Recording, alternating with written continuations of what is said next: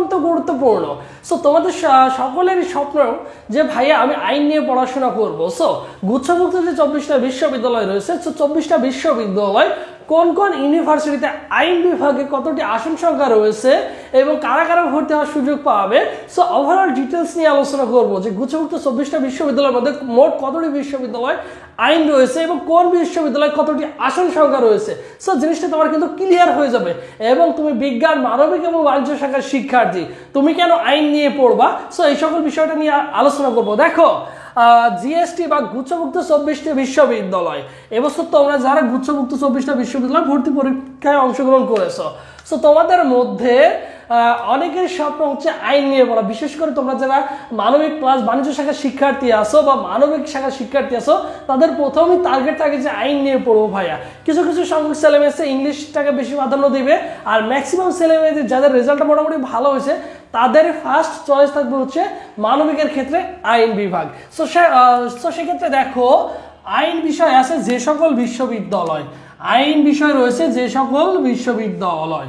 So তার আগে কথা বলি, মোট আসন সংখ্যা রয়েছে দেখো আইন বিভাগে, মোট আসন সংখ্যা রয়েছে দেখো 723 প্লাস 723 প্লাস মাইনাস আসন সংখ্যা রয়েছে মোট আইন বিভাগে গুচ্ছভুক্ত 24টা বিশ্ববিদ্যালয়। কত? 723 প্লাস। সো দেখো এরপরে গিয়ে আমরা আসন সংখ্যা দেখি।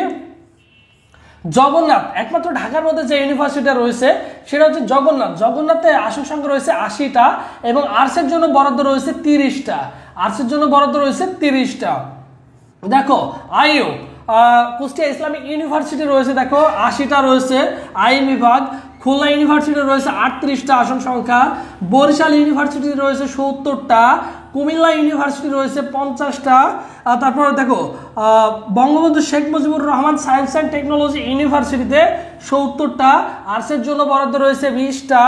Noakhali Noakhali science and technology ইউনিভার্সিটিতে নাস্টে রয়েছে দেখো কত? 55টা, আর্টসের জন্য 17টা বরাদ্দ।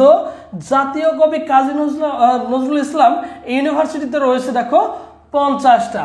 সো মোটামুটি দেখো কতগুলো আসন সংখ্যা রয়েছে। আর আরেকটি দেখো পটুয়াখালী সায়েন্স অ্যান্ড টেকনোলজি ইউনিভার্সিটিতে রয়েছে 50টা, 24টা রয়েছে মানবিক শাখার শিক্ষার্থীদের জন্য বরাদ্দ। ঠিক আছে, এখন বলতে পারো যে ভাইয়া মানবিক শাখার শিক্ষার্থীরা কি এই কয়টা আসনই পাবে? না, এই কয়টা আসন পাবে না, মোটামুটি আরো কিছু আসন সংখ্যা পাবে। এইগুলো হচ্ছে তাদের জন্য বরাদ্দ, বাট আরো কিছু আসনে তারা কিন্তু ভর্তি হওয়ার সুযোগ পাবে এই আসনগুলোর মধ্যে। সো মোটামুটি আমরা ধারণা পেয়ে গেলাম যে কতগুলো বিশ্ববিদ্যালয় এবং কোন কোন বিশ্ববিদ্যালয় আইন আছে। এখন তোমার মনের মধ্যে কাজ করতেই পারে যে আমি আইন নিয়ে পড়বো, কোন কোন বিশ্ববিদ্যালয় আইন আছে। তাহলে তুমি সেই সকল বিশ্ববিদ্যালয়গুলোকে অ্যাপ্লাই করতে পারবা। জগন্নাথে করতে পারবা, কুষ্টিয়াতে করতে পারবা, খুলনাতে করতে পারবা, বরিশাল করতে পারবা, কুমিল্লা করতে পারবা, বঙ্গবন্ধু শেখ মুজিবুর রহমান সায়েন্স অ্যান্ড টেকনোলজিতে করতে পারবা, নোয়াখালীতে করবা, জাতীয় কবিতে করবা, আর পটুয়াখালীতে করতে পারবা। যে এই সকল 8-9টা ইউনিভার্সিটি রয়েছে, এইগুলো তোমার জন্য আইন বিষয় রয়েছে। যাদের স্বপ্ন হচ্ছে আইন নিয়ে পড়া, সো এইগুলোতে তোমরা অবভিয়াসলি কি করবা? অ্যাপ্লাই করবা। এখন কথা হচ্ছে যে ভাইয়া আমার পজিশন কতর মধ্যে থাকলে আমি হচ্ছে আইন বিষয়টা পাবো, এটা হচ্ছে সবচেয়ে বড় ইম্পর্টেন্ট একটা কোশ্চেন। সে কত পজিশনের মধ্যে থাকলে আমি আইন বিষয় পাবো। সো সেই ক্ষেত্রে দেখো তোমার পজিশন, তুমি যদি একজন বিজ্ঞান বিভাগের শিক্ষার্থী হয়ে থাকো, তোমার পজিশন যদি 5000 প্লাস মাইনাসের মধ্যে থাকে, তোমার কিন্তু আসনটা হয়ে যাবে। তুমি কিন্তু আইন বিষয় পাওয়ার সম্ভাবনা তোমার অনেক বেশি আছে। ইনশাআল্লাহ তুমি একটি আইন বিষয়ের সাবজেক্ট পেয়ে যাবে একটা ইউনিভার্সিটিতে। মানবিকের ক্ষেত্রে যাদের 1200 প্লাস মাইনাস আছে তারা আশা রাখিও তোমরাও একটা না একটা সাবজেক্ট আইন বিষয় পেয়ে যাবা। টপ তোমাদের গুচ্ছের যে পজিশন, মানে 1200 পজিশনের মধ্যে থাকলে তোমার আইন বিষয় পাওয়ার সম্ভাবনা রয়েছে। এরপরে দেখো বাণিজ্য বিভাগ, বাণিজ্য যারা আসো 700 কত দেখো 750 প্লাস মাইনাসের মধ্যে থাকলে ইনশাআল্লাহ তোমাদের কি রয়েছে?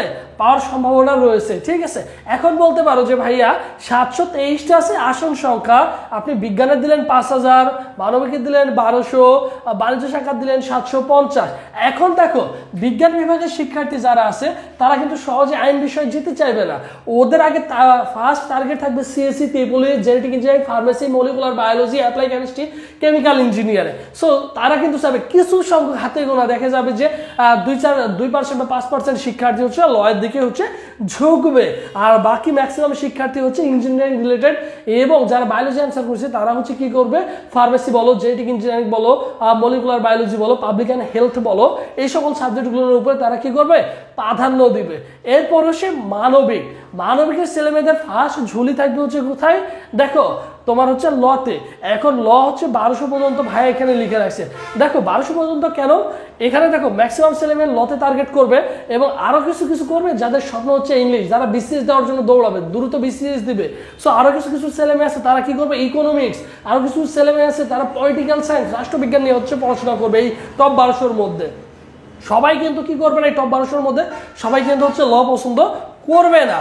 সো সেম ক্ষেত্রেও বাণিজ্য শাখার শিক্ষার্থীদের ক্ষেত্রেও সেমটাই হবে। সো মোটামুটি এইরকম একটা পরিসংখ্যান, বিগত 4 বছরের পরিসংখ্যান যদি আমরা দেখি, এইরকম একটা মধ্যে যদি তোমার পজিশনটা থাকে তাহলে মোটামুটি আশা করা যায় তুমি হচ্ছে একটা ল সাবজেক্টে ভর্তি হওয়ার সুযোগ পাবা। সো তোমার মাথার মধ্যে একটা ধারণা হয়ে গেছে যে কোন কোন বিশ্ববিদ্যালয়ে ল সাবজেক্ট আছে আর আমার পজিশন এত, আমি ল সাবজেক্ট পাবো কিনা। সো মোটামুটি তোমার একটা ধারণা বা আইডিয়া ক্রিয়েট হয়ে যাবে।